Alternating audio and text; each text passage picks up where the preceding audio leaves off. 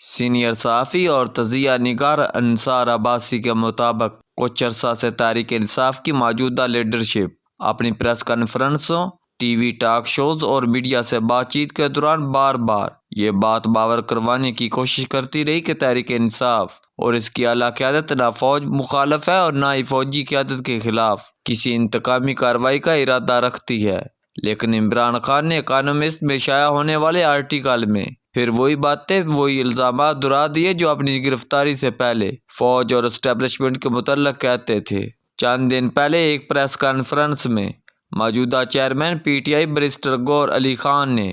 تو اس خواہش کا بھی اظہار کر دیا تھا کہ تحریک انصاف تو اسٹیبلشمنٹ کے ساتھ معاملات ٹھیک کرنے کے لیے ان سے ڈائلاگ کرنا چاہتی ہے۔ تحریک انصاف کا سیکرٹری اطلاعات کا کہنا تھا کہ عمران خان نے اپنی گرفتاری سے قبل ہی ایک کمیٹی بنا دی تھی جس کا مقصد اسٹیبلشمنٹ سے بات چیت کے ذریعے معاملات کو درست کرنا تھا۔ عمران خان کی گرفتاری کے بعد تحریک انصاف کے کئی رہنماؤں کو اس معاملے پر پریشان پایا کہ تمام تر کوشش کے باوجود پی ٹی آئی اور اسٹیبلشمنٹ کے درمیان بد اعتمادی کا ماحول ختم نہیں ہو رہا اور نہ ہی موجودہ اسٹیبلشمنٹ سے پارٹی کا کسی بھی سطح پر کوئی رابطہ ہو رہا ہے۔ فوج کے ساتھ اپنے تلخ ماضی کو بھلا کر تحریک انصاف اسٹیبلشمنٹ کے ساتھ اچھے تعلقات قائم کرنے کی خواہش کا اظہار کرتی رہی۔ یہ بھی تاثر دیا جاتا رہا کہ عمران خان بھی کسی بھی طرح فوج سے نہ لڑائی چاہتے اور نہ ہی فوجی قیادت کے خلاف کسی قسم کی انتقامی کارروائی کا ارادہ رکھتے ہیں۔ تحریک انصاف کے ایک اور رہنما کا کہنا تھا کہ ہر قسم کی گارنٹی بھی دی جا سکتی ہے کہ عمران خان آئندہ اس بیانیے کو نہیں دہرائیں گے جو پارٹی اور اسٹیبلشمنٹ کے درمیان بدگمانی کی وجہ بنا، اور اگر تحریک انصاف دوبارہ حکومت میں آتی ہے تو وہ اسٹیبلشمنٹ سے ٹکراؤ والی صورتحال ہرگز پیدا نہیں کرے گی۔ میں نے خود تحریک انصاف کے ایک رہنما سے پوچھا کہ کون عمران خان کی گارنٹی دے گا کہ وہ اپنے ماضی قریب کو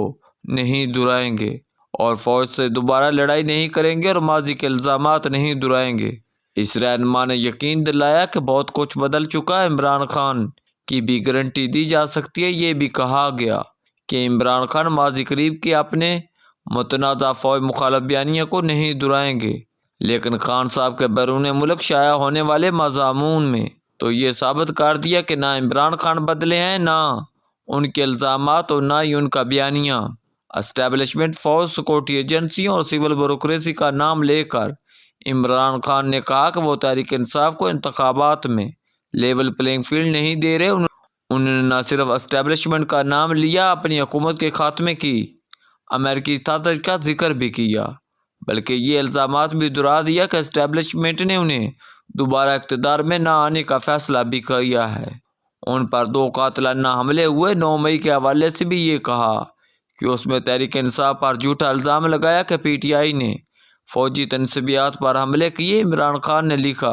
کہ 9 مئی میں دراصل ایک فالس فلیگ یعنی جیلی آپریشن اور سوچا سمجھا منصوبہ تھا جس کی بنیاد پر تحریک انصاف کے ہزاروں کارکن کو گرفتار کیا گیا، کئی رہنماؤں اور ان کے خاندانوں پر تشدد کیا گیا، ان پر دباؤ ڈالا گیا تاکہ تحریک انصاف کو کمزور کیا جائے۔ عمران خان نے اسٹیبلشمنٹ کے ساتھ ساتھ عدلیہ کے بارے میں بھی لکھا کہ عدالتیں ہر گزرتے دن کے ساتھ اپنی ساکھ کھو رہی ہیں، گویا عمران خان نہ بدلے اور نہ ہی فوج مخالف بیانیے سے پیچھے ہٹے۔ موجودہ چیئرمین بیرسٹر گور علی خان سے جب خان صاحب کے مضمون کے بارے میں پوچھا گیا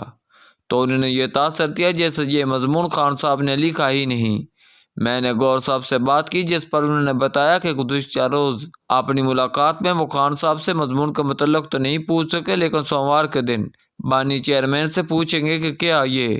مضمون انہوں نے ہی لکھا۔ تحریک انصاف کے سیکرٹری اطلاعات نے اگرچہ یہ مانا کہ مضمون عمران خان کا ہی ہے، لیکن وہ یہ بات ماننے سے انکاری ہیں کہ اس مضمون میں کچھ بھی فوج اور اسٹیبلشمنٹ کے خلاف ہے۔